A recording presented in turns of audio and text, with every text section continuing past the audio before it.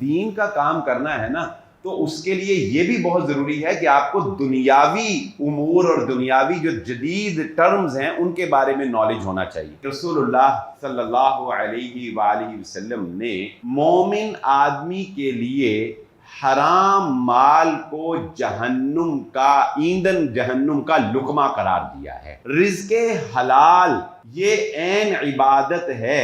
حل اللہ البیع وحرم الربا، اللہ نے تجارت کو حلال کیا ہے۔ برکت یہی ہے کہ انسان کو اللہ نے جتنا دیا ہو اس میں اس کا بہترین گزر اوقات ہو رہا ہو، اس کے دل میں ہرس نہ ہو، اس کے دل میں لالچ نہ ہو۔ حرام رزق یہ ہے کہ جتنا بھی ہو جائے اتنا ہی کم۔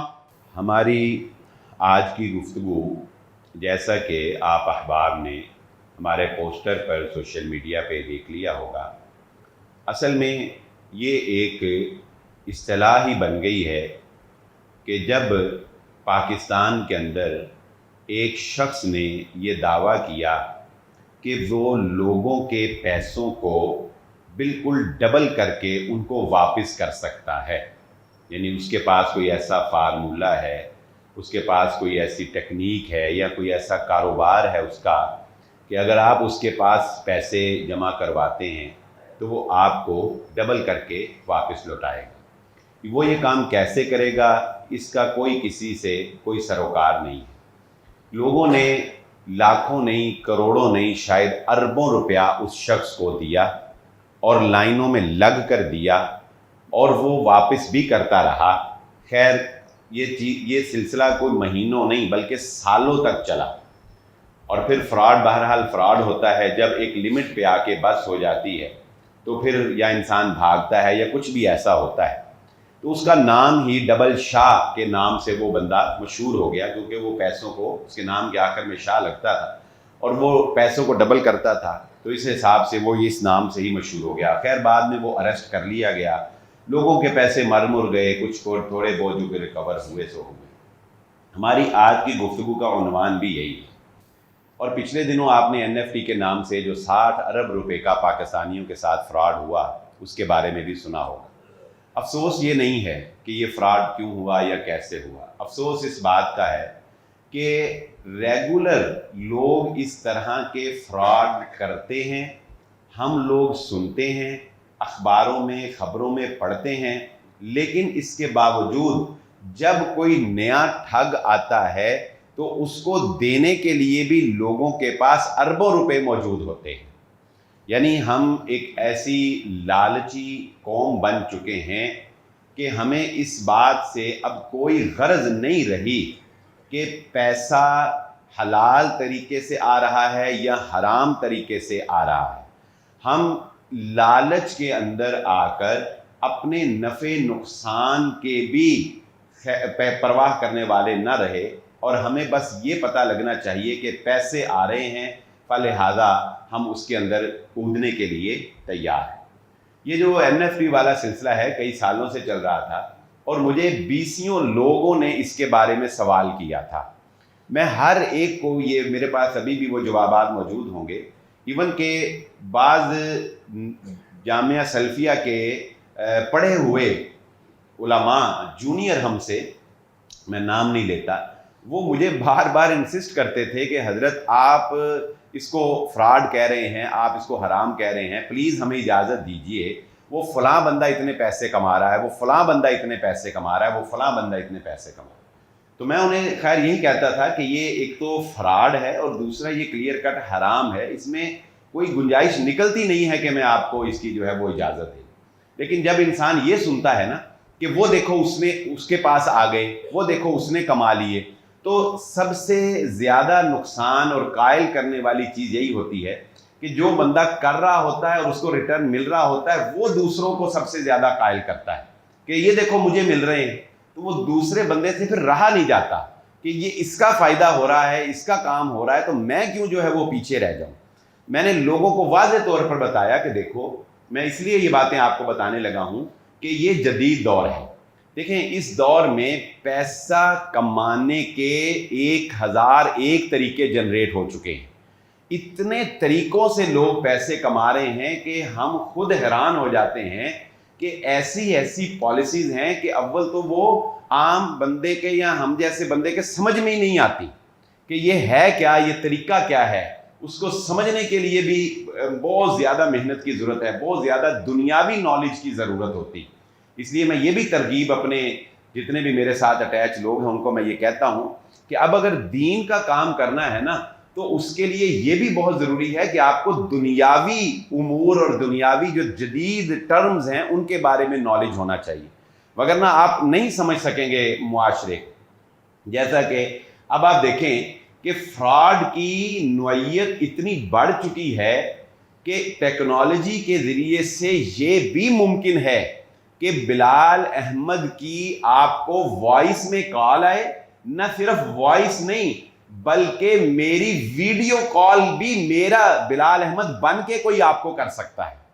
ٹیکنالوجی اتنی بڑھ گئی ہے کہ مجھے پتہ بھی نہیں ہوگا، میں نہیں ہوں گا، لیکن کوئی بندہ میری شکل و صورت اور میری ہی آواز میں آپ سے باقاعدہ ویڈیو کال تک کر سکتا ہے. مجھے بتائیں اس سے آگے دھوکے اور فراڈ کی کوئی کسر رہ جاتی؟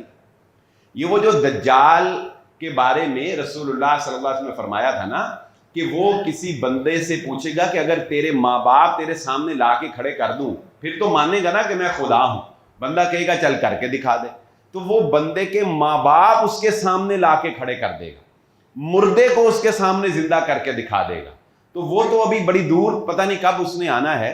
اس وقت انسان اتنی ترقی کر چکا ہے کہ وہ ویڈیو کال تک جعلی طریقے سے آپ کے ساتھ جو ہے وہ کر سکتا ہے.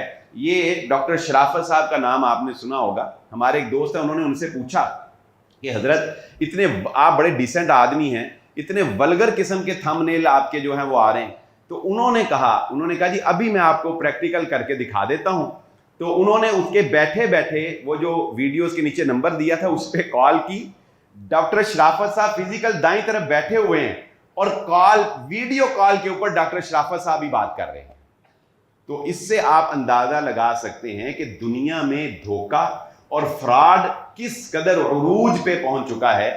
سب سے پہلی بات تو نصیحتاً یہ بات سمجھ لیجئے کہ رسول اللہ صلی اللہ علیہ وآلہ وسلم نے مومن آدمی کے لیے حرام مال کو جہنم کا ایندھن، جہنم کا لقمہ قرار دیا ہے. رزق حلال یہ عین عبادت ہے. جب ایک شخص کو محنت کرتے ہوئے صحابی نے دیکھا اور اس نے رسول اللہ صلی اللہ علیہ وسلم کو کہا کہ اللہ کے نبی صلی اللہ علیہ وسلم یہ آدمی مال کمانے کے لیے کتنی محنت کر رہا ہے، اگر یہی محنت یہ اللہ کی عبادت کے لیے کرے تو اس کو کتنا ثواب ہو. تو رسول اللہ صلی اللہ علیہ وآلہ وسلم نے فرمایا اگر یہ بندہ اپنے بیوی بچوں کا پیٹ پالنے کے لیے محنت کر رہا ہے، اگر یہ بندہ اپنے ماں باپ کے بڑھاپے میں ان کا سہارا بننے کے لیے محنت کر رہا ہے، اگر یہ بندہ اس لیے محنت کر رہا ہے کہ اس کو لوگوں سے سوال نہ کرنا پڑے، تو رسول اللہ صلی اللہ علیہ وسلم نے فرمایا اس کی یہ محنت بھی عین اللہ کی عبادت ہی شمار ہوگی. البتہ اگر یہ دنیاوی جاہ و جلال اور فخر جتانے کے لیے محنت کر رہا ہے تو پھر اس کی محنت جو ہے وہ دنیا کے لیے ہے، اس کی محنت رائگاں ہے. یعنی ایک انسان کے پاس معقول آمدن موجود ہے جس سے وہ اپنی اچھی گزار اوقات کر سکتا ہے، اس کے باوجود وہ اپنے آپ کو مقابلہ بازی اور شو بازی اور دکھاوے کے لیے کھپاتا ہے اور عبادت کو وقت نہیں دیتا، فرائض کو ترک کرتا ہے، تو وہ آدمی تو پھر دنیا کے لیے. تو سب سے پہلے اللہ کے نبی صلی اللہ علیہ وسلم نے فرمایا تھا کہ قیامت کی علامات میں سے ایک علامت یہ بھی ہے کہ قرب قیامت لوگ پیسہ کمانے کے لیے حلال اور حرام کا فرق کرنا چھوڑ دیں گے. یعنی لوگ یہ نہیں دیکھیں گے کہ جس طریقے سے میں کما رہا ہوں وہ کمائی کا طریقہ حلال ہے یا کہ حرام ہے.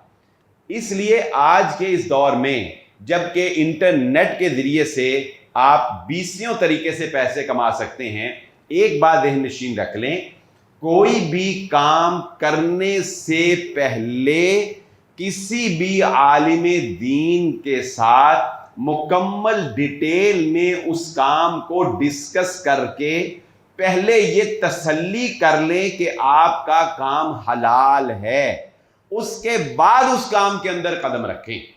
अब ये जो NFT का 60 अरब का फ्रॉड आया है सामने, इसमें तरीकाकार क्या था? मुझसे कई लोगों ने सवाल किया, तरीकाकार क्या है जी? कि आपने कुछ, देखिए अल्लाह ताला ने बड़े वाज़े तौर पे कुरान मजीद में इतने जवामिउल कलम में कहा, हल्लल्लाहुल बैअ व हर्रमर रिबा, अल्लाह ने तिजारत को हलाल किया है। अब वो क्या करते थे?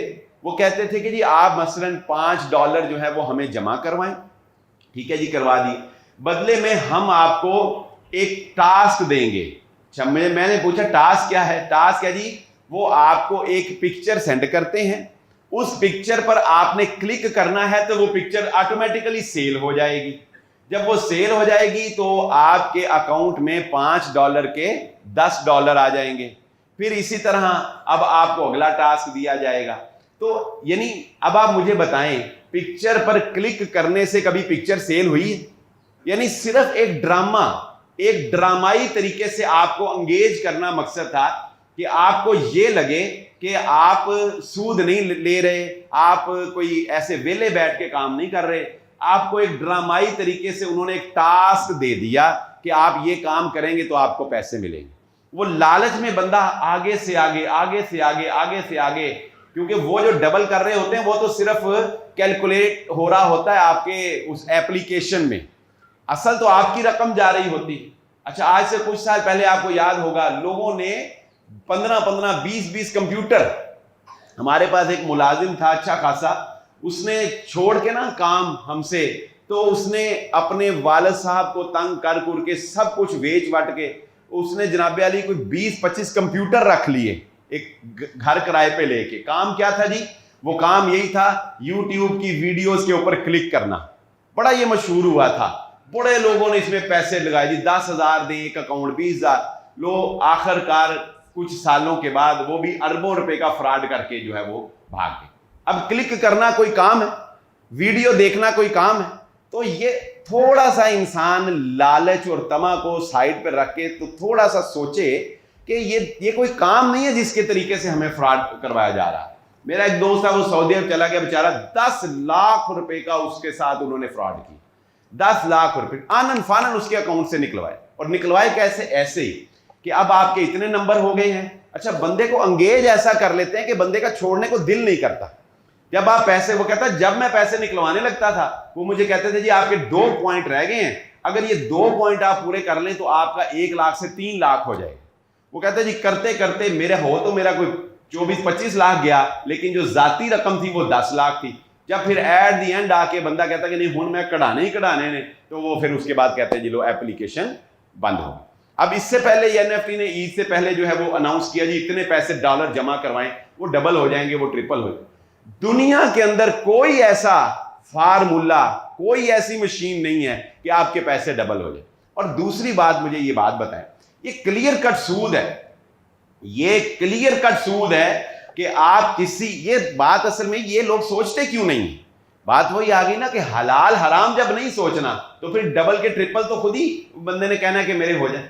ये क्लियर कट सूद है कि किसी बंदे को आप पैसे दें और वो आपको ये बताए बगैर कि वो कहां इन्वेस्ट कर रहा है, उसमें आपकी परसेंटेज क्या है, वो आपको कहे कि मैं आपको डबल दूंगा या मैं महाना इतने पर फिक्स करके आपको पैसे दूंगा। ये क्लियर कट सूद है, ये ज़हन नशीन रख लें। जब भी आपने किसी के साथ पार्टनरशिप करनी है, जब भी आपने किसी के साथ इन्वेस्टमेंट करनी है, उसका एक ही इस्लामी और शरई तरीका है कि वो क्या, कि आपने उसके साथ नफे नुकसान की बुनियाद पर परसेंटेज तय करनी है कि मैं तुम्हारे कारोबार में इतने % का पार्टनर हूं।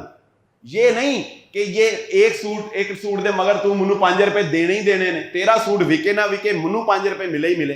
करते हैं ना ऐसे लोग कि भाई हम तुम्हें दे देते हैं, तुमने 100 सूट बनाना है, हर सूट के बदले मुझे 5। अच्छा भाई अगर उसके 50 सूट ना मिले, अगर उसको आग लग जाए, अगर नुकसान हो जाए, कौन जिम्मेदार? सूट के बदले 5। तो जो बंदा प्रॉफिट फिक्स कर लेता है कि मैंने तुम्हें इतने देने ही देने हैं और तुम्हारी असल रकम भी जो है वो मौजूद रहेगी, तो ये इसमें इसके सूद होने में कोई इख्तलाफ है ही नहीं है, कोई इसमें दो राय है ही नहीं है। बिलखुसूस जब आप किसी को कैश पैसे देते, कैश अमाउंट पर 1 रुपया भी कम ज्यादा लेना वो सूद होता है। तो जब आप किसी को पैसे दे रहे हैं उसके साथ तय करें भाई तुम्हारा सबसे पहले ये देखें उसका कारोबार है क्या।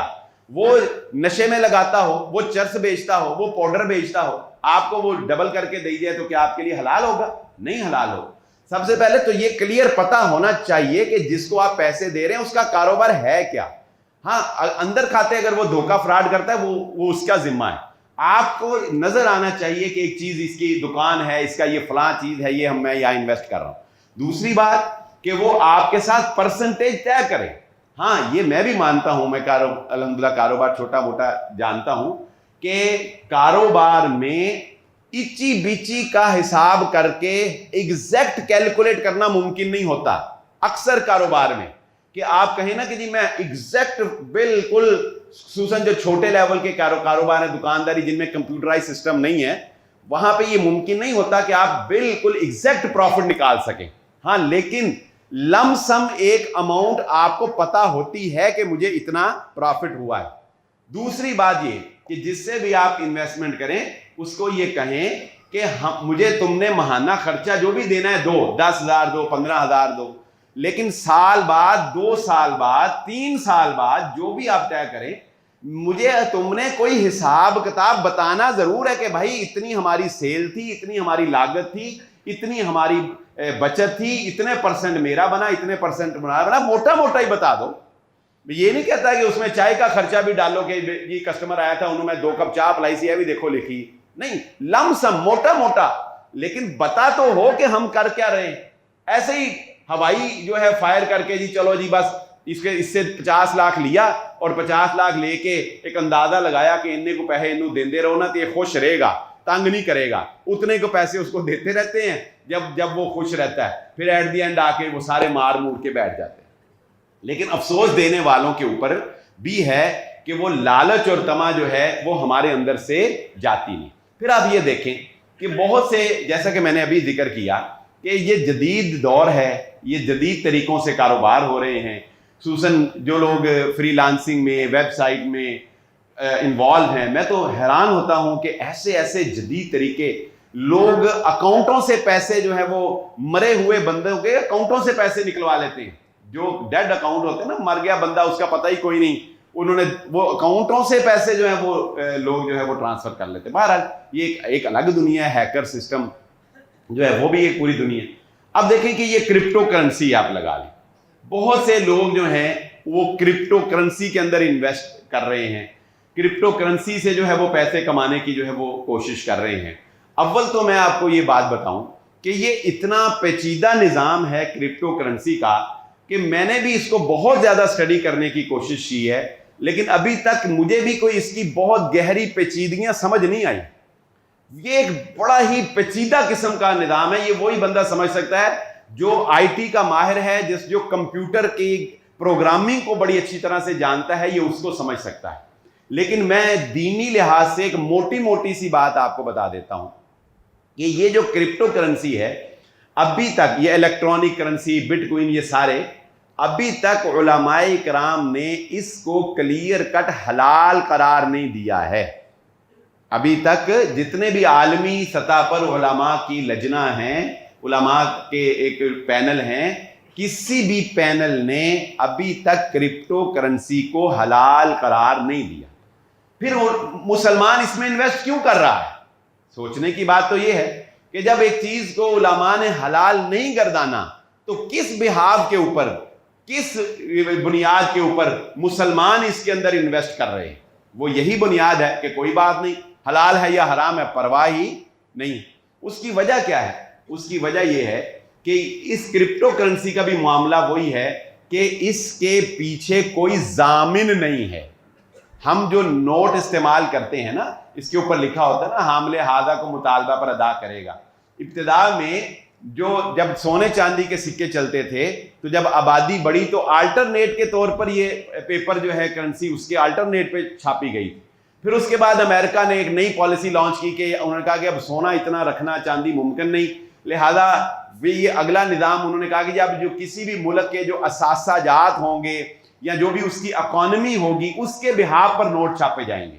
وہ بھی میرے جیسا آپ جیسا بندہ سمجھ ہی نہیں سکتا کہ نوٹ چھاپنے کے لیے جو اس وقت دنیا میں پالیسی کام کر رہی ہے وہ میرے آپ جیسا بندہ نہیں سمجھ سکتا. صرف سونا چاندی نہیں, اب بہت سی چیزوں کو مکس کیا جاتا ہے. معدنیات کیا ہے, آپ کی ایکسپورٹ کیا ہے, آپ کی امپورٹ کیا ہے, آپ کا جی ڈی پی کیا ہے, آپ کا ملک اس وقت کس لیول پہ کھڑا, پتہ نہیں کتنی چیزیں ہیں میں آپ سمجھ ہی نہیں سکتے. اس کے لیے تو اسحاق ڈار صاحب چاہیے. تو وہ اس کے بعد کہیں جا کے نوٹ جو ہے اس کی ویلیو نکلتی ہے اور وہ نوٹ جو ہے وہ شائع ہو. لیکن پھر بھی اس کے پیچھے کوئی ضامن تو بیٹھا ہے نا, کوئی اسٹیٹ بینک تو موجود ہے. کرپٹو کرنسی کا معاملہ یہ ہے کہ اس کے پیچھے کوئی ایک ضامن ہے ہی نہیں, کوئی حکومت ہے ہی, ہر بندہ ہی مالک ہے. ہر بندے کے کمپیوٹر کے اندر جو ہے جس کے اندر یہ ہے وہ مالک ہے. اور جب کبھی یہ ڈیمیج ہوا, اس کا بٹن آف ہوا, تو جس طرح NFT بند ہو گئی ہے اس طرح آپ کے سارے پیسے ہوا ہو جائیں گے, ختم ہو جائیں گے. الیکٹرک ہیں, کمپیوٹر میں ہیں, جب بند ہوں گے تو ختم ہو جائیں گے. اس لیے نوجوانوں کو میں یہ کہتا ہوں کہ نفع نقصان ایک طرف رکھ دیا کرو, سب سے پہلے یہ دیکھا کرو کہ حلال چیز ہے یا نہیں ہے. حلال میں اللہ نے برکت رکھی ہے, حرام میں نحوست ہے. برکت یہی ہے کہ انسان کو اللہ نے جتنا دیا ہو اس میں اس کا بہترین گزر اوقات ہو رہا, اس کے دل میں ہرس نہ ہو, اس کے دل میں طمع نہ ہو, اس کے دل میں لالچ نہ ہو, وہ آگے سے آگے بڑھنے کا جو ہے اپنے آپ کو بے چین نہ رکھتا ہو. یہ برکت والا رزق ہے. اور بے چینی اور بے سکونی والا اور حرام رزق کیا ہے؟ حرام رزق یہ ہے کہ جتنا بھی ہو جائے اتنا ہی کم, انسان آگے سے آگے کی ہرس اور طمع میں لگا ہی رہے اور اس کے معاملات الجھے ہی رہے, کبھی درست ہو ہی نہ. ہر وقت وہ مقروض رہے اور ہر وقت اس کے اثاثہ جات جو ہیں وہ اس کے قرضوں سے کم ہوں. تو وہ بندہ جو ہے وہ سمجھ لے کہ اگرچہ اس کے پاس بہت فراوانی بھی ہو لیکن اگر اسے سکون نہیں ہے, اگر اسے چین نہیں ہے, اگر قناعت نہیں ہے, اسے صبر نہیں آتا بلکہ وہ آگے سے آگے جانا چاہتا ہے, تو یہ اس کے رزق میں بے برکتی کی علامت ہے. اسے برکت والے رزق کے لیے کوشش کرنی چاہیے. اسی لیے رسول اللہ صلی اللہ علیہ وآلہ وسلم نے اللہ تعالیٰ سے برکت والے رزق کا سوال کیا ہے.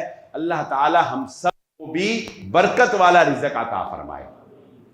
رزق حلال کمانا یہ عین عبادت ہی نہیں بلکہ رسول اللہ صلی اللہ علیہ وآلہ وسلم نے ارشاد فرمایا, اللہ تعالیٰ کو سب سے زیادہ پسندیدہ کمائی وہ ہے جو انسان اپنے ہاتھ کی محنت سے کماتا ہے.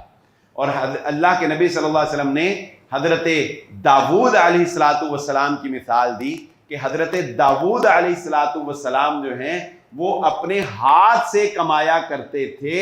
یہ ہاتھ کی جو محنت ہے, ہاتھ سے انسان کوئی بھی ہے, یعنی ہاتھ سے کا مطلب یہ نہیں کہ اس نے کوئی لوہا ہی کٹنا ہے یا اس نے کوئی اللہ رحم فرمائے بجری جو ہے وہ کٹنی ہے, نہیں. ہاتھ کا مطلب کہ اپنی ذاتی محنت کے ساتھ, اپنی ذاتی سٹرگل کے ساتھ جو بندہ محنت کرتا ہے, اسٹرگل کرتا ہے, محنت سے کماتا ہے, اللہ تعالیٰ کو اس کے ہاتھ سے کی ہوئی محنت جو ہے اس میں اللہ رب العزت نے بہت زیادہ برکت رکھی.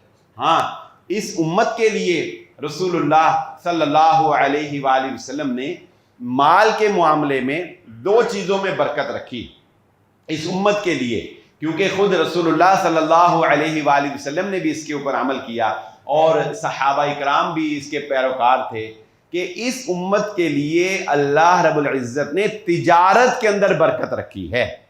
ٹریڈ کرنا, تجارت کرنا, کاروبار کرنا, امپورٹ ایکسپورٹ کرنا, یہ ہمارے نبی صلی اللہ علیہ وسلم کا خاندانی کام تھا.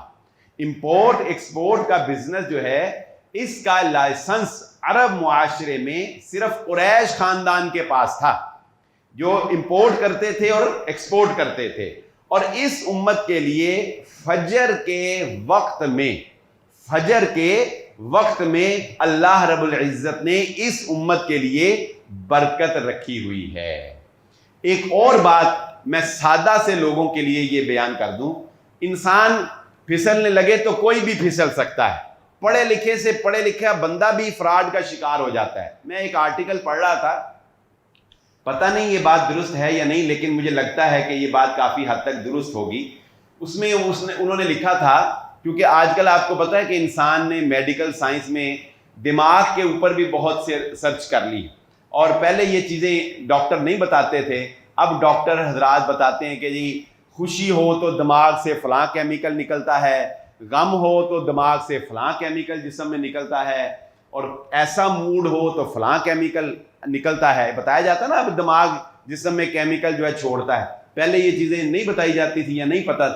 تو میں نے ایک آرٹیکل پڑھا تھا، اس میں انہوں نے بتایا تھا کہ جب کسی انسان کے دماغ میں لالچ پیدا ہو جاتی ہے نا، لالچ کے بارے میں دماغ سوچنے لگ جاتا ہے، لالچی فکر جب آتی ہے تو دماغ سے ایک ایسا کیمیکل ریلیز ہوتا ہے جو دوسری سینسز کو مار دیتا ہے، جو دوسری سینسز کو مار دیتا ہے۔ یعنی لالچ اتنا غالب آ جاتا ہے کہ نقصان نظر بھی آ رہا ہوتا ہے، لیکن انسان کو سمجھ نہیں آتی کہ ہاں یہ میرا نقصان ہو رہا ہے، پتہ بھی لگ رہا ہوتا ہے عام تھوڑا، بعد میں جب بندہ سوچتا ہے بندہ کہتا ہوں میں اتنا بیوقوف ہو گیا کہ اس نے ایک میسج کیا اور مجھے لالچ دی اور میں نے اپنا سارا ڈیٹا جو ہے وہ اس کو ٹرانسفر کر دیا۔ اور آئے دن میسیجز بینکوں والوں کے بھی آتے ہیں کہ بھائی اپنی ذاتی انفارمیشن کسی کے ساتھ شیئر نہ کریں۔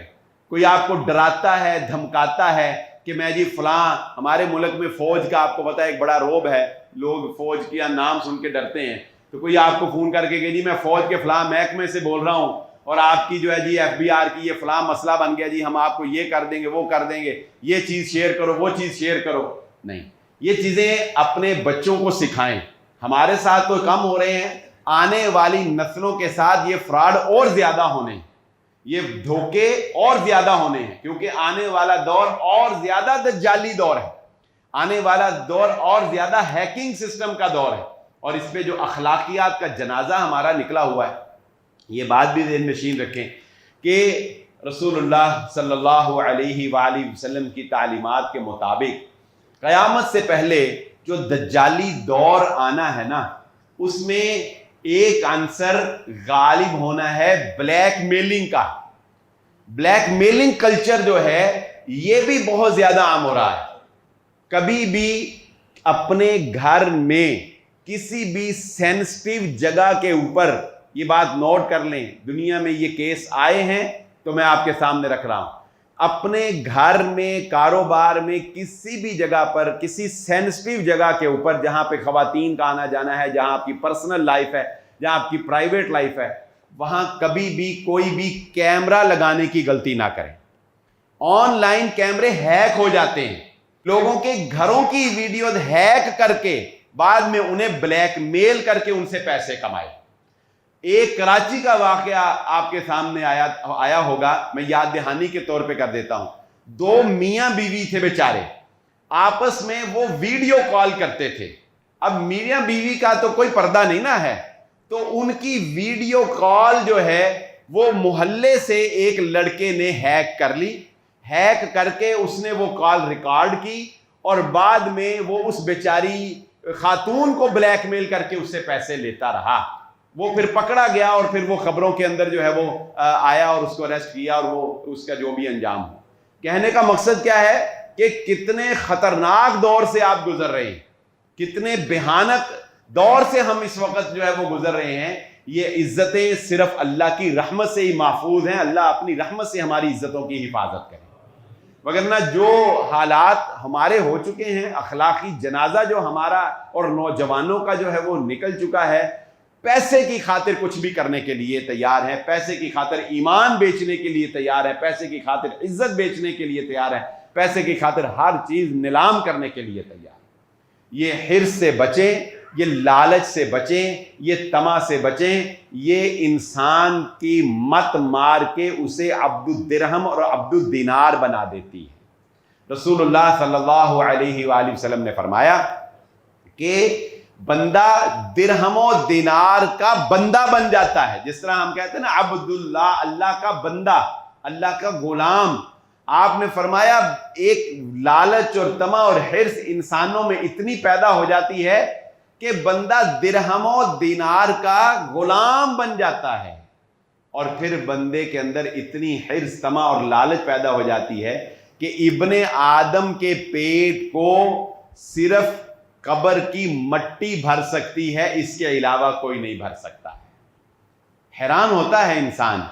आप भी कभी इस पे जरा सोचे तो हैरान नहीं होते कि यार एक बंदे की 75 साल उम्र हो चुकी है, 80 साल उम्र हो चुकी है, इसके बावजूद कि उसे पता है कि अब किसी भी वक्त बुलावा आ सकता है, फालिज ज़दा है, बुरा हाल है, लेकिन इसके बावजूद उसकी अकड़ टूटती नहीं है ना। ऐसे दुनिया में लोग, उनका वो जो गरूर है वो टूटता हुआ नजर नहीं आता। उनका जुल्म अपने मज़ारों पर उसी तरह कायम रहता है, उनके सूद के कारोबार उसी तरह चलते रहते हैं, हालांकि उन्हें पता है कि एक लम्हे क्या झटका है और मैंने सब कुछ छोड़ जाना है, लेकिन इसके बावजूद वो लोग तौबा नहीं करते। तौबा की तौफीक उनको नहीं मिलती। क्यों नहीं मिलती? इसलिए कि वो अल्लाह के नहीं, वो दिरहमो दिनार के बंदे बन चुके होते हैं, वो दिरहमो दिनार के गुलाम हो चुके होते हैं। उन्हें पता है कि हमने सब कुछ छोड़ जाना है, लेकिन उनकी हिर्स, तमा और लालच उनके ऊपर इतनी इतनी गालिब आ चुकी होती है कि अब कब्र की मट्टी जो है वही उसका पेट भरेगी।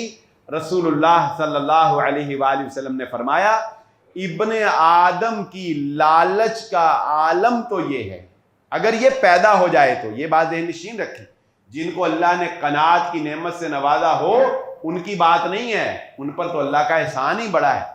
जिनमें लालच पैदा हो जाए ना जब इंसान में, तो उसकी हिर्स और तमा का आलम यह हो जाता है कि नबी सल्लल्लाहु अलैहि वसल्लम ने मिसाल के जरिए से समझाया, अगर आदम के बेटे के पास एक सोने का पहाड़ हो, सोने का पहाड़ किसी के पास हो तो बंदा सारी जिंदगी उसकी 7 नस्लें भी खर्च करके खत्म नहीं कर सकती।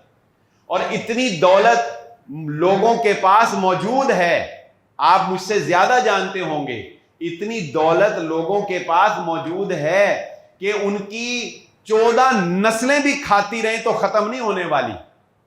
लेकिन इसके बावजूद इस हदीस को याद कर लिया करें कि वो खर्च क्यों नहीं करते, वो बकील क्यों हैं, वो आगे से आगे क्यों जाना चाहते हैं, क्योंकि नबी सल्लल्लाहु अलैहि वसल्लम ने फरमाया, लालच जब पैदा हो जाती है तो इब्ने आदम के पास एक सोने का पहाड़ हो तो वो उस पर कनात नहीं करता, वो कहता है किसी तरह मुझे दूसरा भी मिल जाना चाहिए, दूसरा सोने का पहाड़ जो है वो भी मेरे पास होना चाहिए, और दूसरा जो पहाड़ मुझे मिलना चाहिए उसमें ये बात तो पीछे ही रह गई ना कि हलाल और हराम भी कोई अहमियत रखता है, हलाल हो, हलाल तरीके से हो या कि हराम तरीके से।